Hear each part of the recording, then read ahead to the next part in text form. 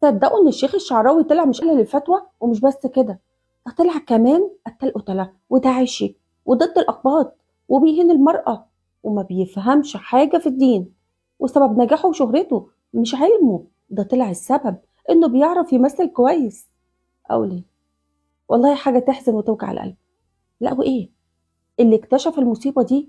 هو واحد صحفي لا ليه علاقة بالدين ولا الفقه ولا العلم، وكمان فتح الباب لغيره عشان يهيس في الهيصة. وانا عارفه ان انا اقل بكتير قوي من ان انا ادافع عن الامام الجليل او اني حتى اتكلم عنه.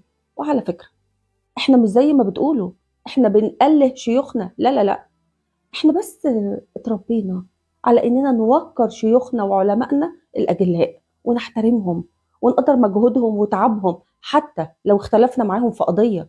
بنروح وندور ونسال ونفهم، مش بنهين ونسب ونسخر.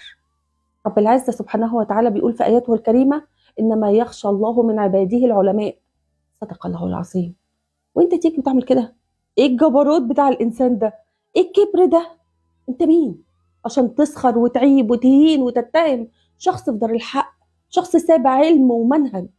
قد يصيب وقد يخطئ، بشر، بس اجتهد وبذل قصارى ما في جهده، وبسبب علمه ناس كتيرة لحد دلوقتي بتهتدي وناس قربت من ربنا أكتر وأكتر. النبي صلى الله عليه وسلم قال في الحديث الشريف: إن الله قال من عاد لي وليا فقد أذنته بالحرب. صدق رسول الله صلى الله عليه وسلم. فالناس دي باللي بتعمله أقامت حرب مع الله عز وجل وهياخدوا عقابه. وشيخنا الجليل حقه هياخده من كل واحد فيهم، بس ما ينفعش برضه إننا نسكت ونسمح لهم ان هم يتمادوا اكتر من كده في غلطهم. فرق كبير قوي يا جماعه بين النقد علمي نزيه محترم او حتى اختلاف في الراي، كل ده مقبول، لكن اللي مش مقبول ابدا الاهانه والتهكم والاستهزاء والتسفيه من عالم جليل ليه مكانته وقدره، رمز من رموز الاسلام. وانا عارفه ان كل اللي بيحصل ده عمره ما هيقلل من قدره ومقام شيخنا الجليل ابدا، بالعكس ده زاد من عظمته واجره عند الله، وصوته بقى بيتردد اكتر من الاول. دي منح ربانيه ودعاء ليه من القلوب العامره بحب الله وحب اوليائه سبحانه وتعالى. المشكله الكبيره ان الناس دي بتضرب في ثوابت، سبوا الصحابه، استهزأوا بالايات، تطاولوا على الائمه، وبعدين اخرتها ايه؟ احنا رايحين فين؟ لازم رد على الناس دي. في شباب صغير طالع، اجيال مش عارفه حاجه عن دينها، الناس دي فتنه كبيره قوي ليهم. وكلامي ده مش عشان الشيخ الشعراوي بذاته، لا، ده عشان بيشوهوا صوره علمائنا وبيشوهوا سيره الصحابه. قولوا لي مرجعيتنا هتبقى لمين؟ ناخد معلوماتنا منين؟ مين اداك الحق تهين وتحكم بالشكل ده؟ حسبي الله ونعم الوكيل. ده اللي بتنادوا بيه؟ الاخلاق، المثل، القيم؟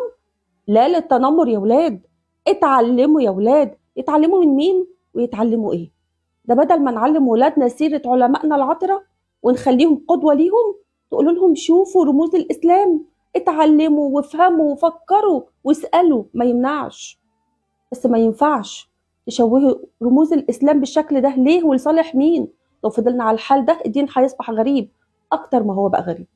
وأخيرا، إلا السخرية والافتراء والاستهزاء من شيوخنا وعلمائنا الأجلاء، جزاهم الله عنا ألف خير. نختلف لكن اللي أدبنا لا وألف لا.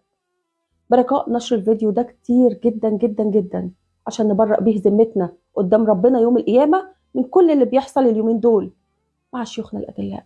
أحبكم في الله. هدية محمود.